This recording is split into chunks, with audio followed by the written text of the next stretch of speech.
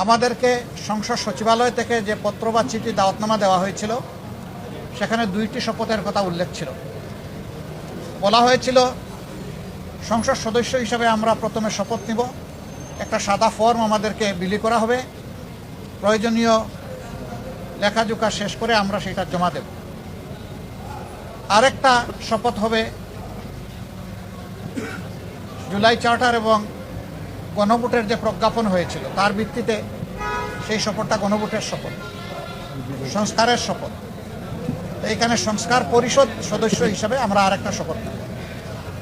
আমরা হলে প্রবেশ করার পরে সংসদ সচিব আমাদেরকে জিজ্ঞেস করলেন যে স্যার, সকালবেলা সরকারি দল তারা শপথ নিয়েছেন, তারা শুধু সংসদ সদস্য হিসাবে শপথ নিয়েছেন, আপনারা কি করবেন?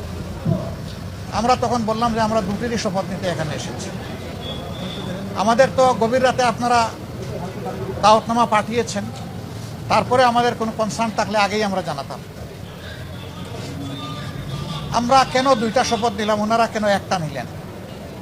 ওনারা কেন নিলেন তার ব্যাখ্যা ওনারা দিয়েছেন।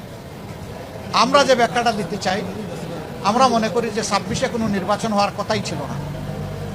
এই 26 সালের নির্বাচনটা হয়েছে 24-এর গণ অভ্যুত্থানের কারণে। আমরা গভীর শ্রদ্ধার সাথে যাদের কারণে আজকের এই নির্বাচন, আজকের এই সংসদ, আমি তাদেরকে স্মরণ করছি, যারা জীবন দিয়ে দুনিয়া থেকে বিদায় নিয়েছেন, আল্লাহ তাদেরকে শহীদ হিসাবে কবুল করুন। যারা লড়াই করে আহত হয়েছেন, পঙ্গু হয়েছেন, তাদের প্রতি আমাদের গভীর সমবেদনা। আল্লাহ তাআলা তাদেরকে সুস্থতার নিয়ামত দান করুন। আর নির্বিশেষে গোটা দেশবাসী ফেসিবাদের বিরুদ্ধে সেদিন লড়াই করেছিল, আমরা তাদের প্রতি গভীর কৃতজ্ঞতা প্রকাশ করছি।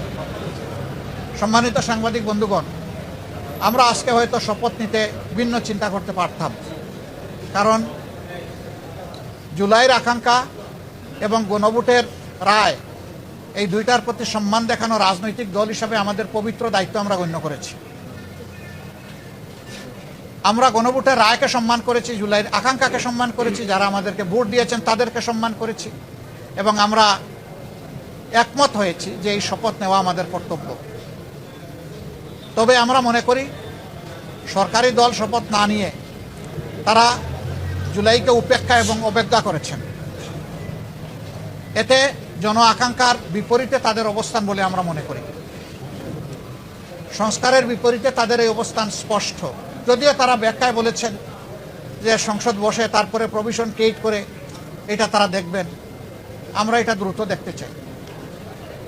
যদি তারা জুলাইকে সম্মান করেন, যদি সংস্কারকে তারা ধারণ করেন, যদি আজকে যিনি প্রধানমন্ত্রী শপথ নেবেন তিনি নিজেও নির্বাচনী ক্যাম্পেইনে গিয়ে বলেছেন যে আপনারা গণভোটে হা বলুন, যদি এর প্রতি তারা শ্রদ্ধাশীল হন, আমরা মনে করি তারা ওই শপথটাও নেবেন।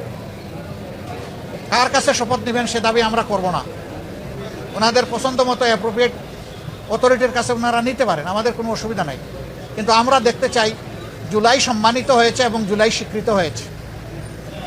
জুলাইকে অসম্মান অশ্রদ্ধা করে স্বীকৃতি না দিয়ে 26-এর এই পার্লামেন্ট নিশ্চয়ই কোনো গৌরবের আসনে বসতে পারবে না। আমরা আশা করেছিলাম তারাও শপথ নেবেন দুইটা, আমরাও নিব দুইটা সকালবেলা। তারপরে তারা আমাদেরকে অথরিটির পক্ষ থেকে দাওয়াত করেছিলেন বিকালের অধিবেশনে, যেখানে মন্ত্রী পরিষদের শপথ হবে, সেখানে অংশগ্রহণ করার জন্য। আমরা প্রত্যেকে 3টা করে কার্ডও পেয়েছিলাম, মানসিক প্রস্তুতি আমাদের ছিল, কিন্তু আমরা এসে ধাক্কা খেয়েছি।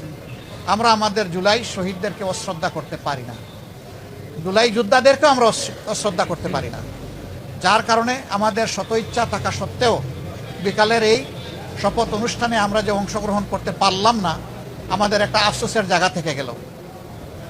আমরা স্বাচ্ছন্দ্যে যেতে পারতাম যদি আমাদের মতো তারাও 2টা শপথ নিতেন।